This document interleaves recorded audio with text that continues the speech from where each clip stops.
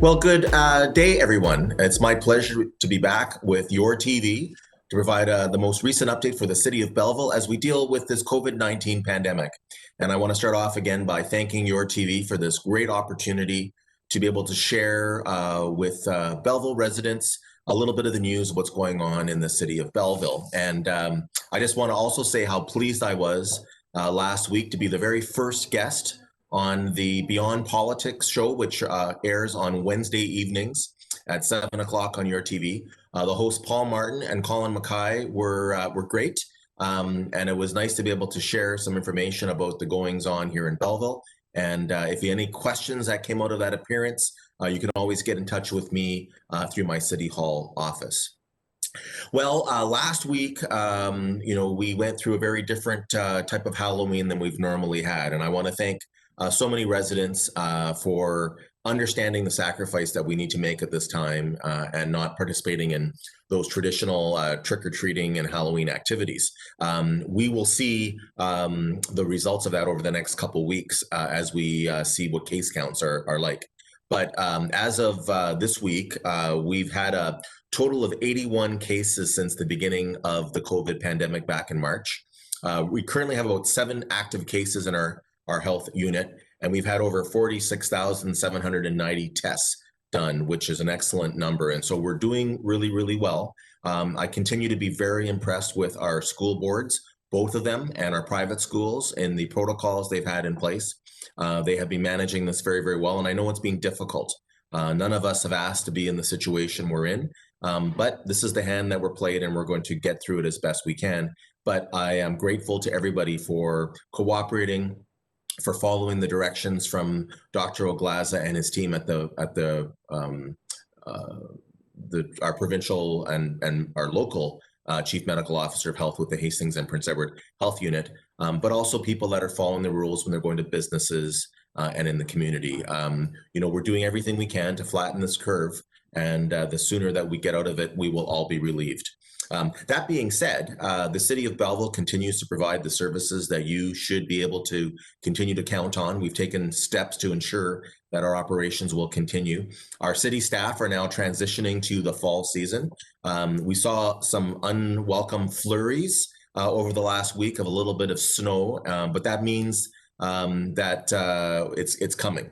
The next couple of weeks, the forecast is to be very seasonable weather and quite lovely, but we are going to see snow at some point, and our city staff are getting ready for that with all of our operations. The flowers have been removed from the different planters around the city, and we're getting to that winter season that we're all not looking forward to. This time of the year, the city does collect leaf and yard waste, and I direct everyone to the City of Belleville website for information on that, and also let you know that, because we have to schedule this before we know what the weather is going to be like. Some years fall comes much earlier and into September, and some years it comes later. We never can get the days that we do our leaf and yard waste correctly because our city's so big. But if you should have missed it, or if you don't want to wait for them to come to your area, you can certainly go to the Wallbridge site. It's open from Monday to Saturday. Please check the website for the details of what you're able to bring there, but also the hours of operation, and they'll be happy to deal with you there. The Quinte Sports and Wellness Center continues to perform very, very well. We're opening our 3rd ice arena. The CA Arena is going to be open, and that will bring us up, as I said, to 3 ice pads. Our Belleville Minor Hockey Association and some of our adult leagues are making very good use of that.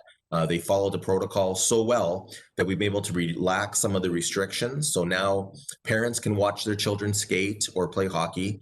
And so if people continue to follow those protocols and everything goes well, we're going to be able to continue to offer that additional freedom for people to be able to watch their kids.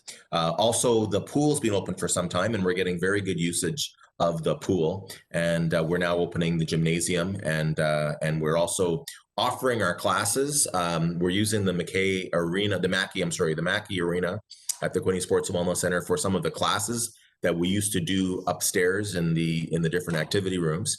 And we're also making use of the Parkdale Community Hall for some of our Quinte Sports and Wellness Center programs. So again, I want to thank our staff for being so accommodating and flexible in this new environment. I also want to thank our users for all of that. There was an announcement made last week regarding the American Hockey League and the return to play. They are predicting that February the 5th will be the first games for our Belleville Senators. And there's still a lot of information that has to go through that, but it's something to look forward to. We're all looking forward to hockey and however it comes back, and we're expecting more information on that soon, and we'll share it when it comes out to you. Later today, I'm actually going on a tour of the Arabella Seniors Residence. That's that building that's being constructed on Dundas, just by Coleman Street. And that is a seniors apartment. And here you'll see some pictures from my visit there today. Housing has been a very important initiative for this current city council. It was something that I campaigned on, particularly rental accommodation. And this building that I'm going to today is all rental accommodation, and it's targeted for the 55 plus group. And we have a number of projects that are coming on stream. And I've in my videos, I have shown my personal Mayor Mitch Panchuk videos on my Facebook page. I've shown visits to other facilities that are under construction. So we're working on that very, very hard. But in the number one thing that I'm so happy about this week was that the planning committee considered the new community improvement plan that I've spoken about before on this show on Your TV, and that is where we can provide some financial incentives to jumpstart the construction of rental accommodations. You know, for a lot of years we weren't building rentals; we were building apartments that were turned into condos or were being sold. The provincial government's rules and regulations made it very difficult, if not impossible, for the city to prevent conversions of apartments into those condos. And so we are very excited to be able to provide these financial incentives to get more rental stock built in our city. And it's coming along well. And the Arabella, which is now taking bookings for 2021, they're planning on opening actually sometime this month, but they are now taking people that can move into it. I encourage, if you're looking for a place to rent, you can get in touch with them. They have a website with information, and they're also starting to have tours. So, take advantage of that. Well, and so that's it for this week. I want to thank Your TV again for this opportunity to communicate directly to you, and remind all residents that if they want to speak with me about anything we've covered or things that we haven't covered, you can get a hold of me through my City Hall office, as well as you can get a hold of all of your city councilors. We always love to hear from residents and to try to help where we can. Our contact information is on the City of Belleville's website under City Hall, and it will give you an explanation of who we are and how to get in touch with us by telephone or by email.